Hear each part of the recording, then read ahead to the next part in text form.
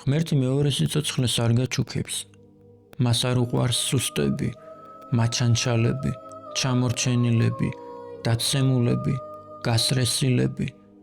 ღმერთს არ უყვარს წრემლიანი, ჟღვლინტიანი, დორბლიანი ადამიანები, რომლებიც საკუთარ განავალში სხედან პირმოთუთხნულები და მეორე შანსს ითხოვენ. ღმერთი ფოკუსებს არ აკეთებს. ის არასდროს მოგცემს ისეთ რამეს, რისი შენით მიღწევა, მიღება ან როგორც მინიმუმ მოპარვა შენით არ შეგიძლია. შესაბამისად ლოცვის დროს შენ სინამდვილეში საკუთარ არაკომპეტენტურობას, უუნარობას, უძლურებას, უსუსურობას ესაუბრები. ლოცვის დროს შენ გლოვობ იმას, რომ სუსტი ხარ. გლოვობ, რომ დამარცხდი. ლოცვის დროს შენ სინამდვილეში საკუთარ თავს გლოვობ. ლოცვა არის ტელევიზორის პულტიდან დამჯდარი ელემენტების ამოღება და დაჭყლეტა, რომ მომაკვდავმა ბოლოჯერ რამდენჯერმე მაინც შეძლოს ფუნქციის შესრულება. ლოცვა სასწაულების მოხდენა შეუძლია. თუ შენ 4 შაბათს კვდებოდი, შეიძლება 5 შაბათს მოკვდე. როცა ღმერთი განაჩენს გამოგიტანს და ყელში დანას გაგიყრის, შენ უკანასკნელ ამოსუნთქვას სისხლს აყოლებ და ხროტინებ. სწორედ ესაა ლოცვა. ლოცვა ნაწლავ გახეთქილი კაცის უკანასკნელი გაჭინთვაა მაშინ, როცა ინფექცია უკვე მთელ მუცლის ღრუსაა მოდებული და მთელი სხეული ლურჯდება. ლოცვა სკოჩია ნატყვიარზე. ლოცვა შამპანურის პროპკაა იმ გემის ნაპრალში ჩარჭობილი, რომელიც ესესაა ჩაიძირება.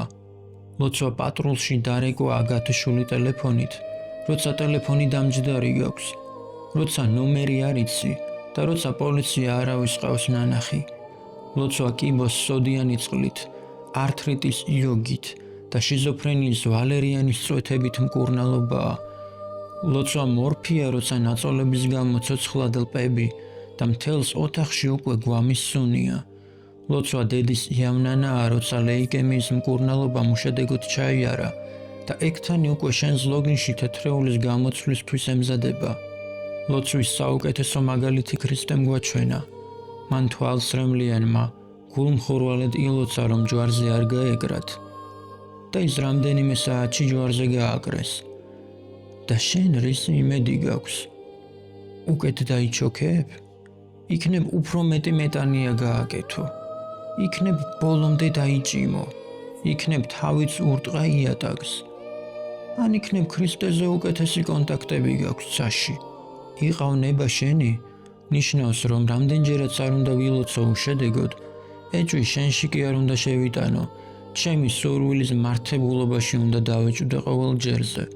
ღმერთო, რომელი იობი მემნახე, რომ ან მისი რწმენა მქონდეს, ან მისი გამძლეობა. მე ხომ გრძნობ, რომ ყოველი შენს მიერ მოქნეული ხელი გამოუსწორებლად მანადგურებს. მე ხომ ვიცი, რომ სინამდვილეში იობივით არ აღმადგენ, მაგრამ ყოველ ჯერზე, როცა ვიჯერებ, რომ აზრი აქვს და მაინც ვლოცულობ, მე მადლობას გიხდი ამ ტყუილისთვის, რომელიც უბედურ დღეებს მეხანგრძლივებს. ღმერთო, მე 3000 წლის წინ ახლო აღმოსავლეთში დაწერილი საეჭვო წიგნის პერსონაჟი არ ვარ. მე ნამდვილი ვარ, ძლოვანი სისტემით და რბილი ქსოვილით, რაზეც ჩემი რენტგენის სურათები და სისხლის ანალიზის პასუხები დამემოწმება, რომელიც უტყუარია და რწმენას არ საჭიროებს. ღმერთო, შენ მოწყალე ხარ.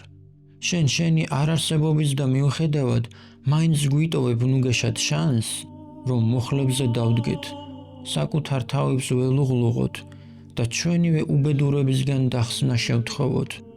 ლოცვა საბრალო, დამარცხებული ადამიანის უკანასკნელი ამოღნავლებაა. შენ ხარ ცოცხალი მოწმე საკუთარი ყდომისა, რასაც ცივი გონებით ვერ უყურებ და შენ გიწევს, რომ ილოცო. ადამიანის განწირულობის ყველაზე მკაფიო ილუსტრაციაა ის ფაქტი, რომ ისედაც ტყუილში მცხოვრები ადამიანი მაინც იმდენად უბედურია, რომ დამატებითი ტყუილი სჭირდება ლოცვის სახით ამ ტყუილში გადასარჩენად. მეგობარი, რომლის გადარჩენასაც ღმერთს ხოვდი მკვდარია. დიაგნოზი, რომლის თავიდან აცილებასაც ღმერთს თხოვდი, შენს ანამნეზშია. ქალი, რომლის შენარჩუნებასაც ღმერთს თხოვდი, სხვასთან წევს. იმედი, რომლის ხორცშესხმასაც ღმერთს თხოვდი, დაკარგულია. ოცნება, რომლის ასრულებასაც ღმერთს თხოვდი, აღარ არსებობს. მომავალი, რომლის შენებაში დახმარებას ღმერთს თხოვდი, აღარ გაგაჩნია. და შენ რა შვები? ლოცულობ.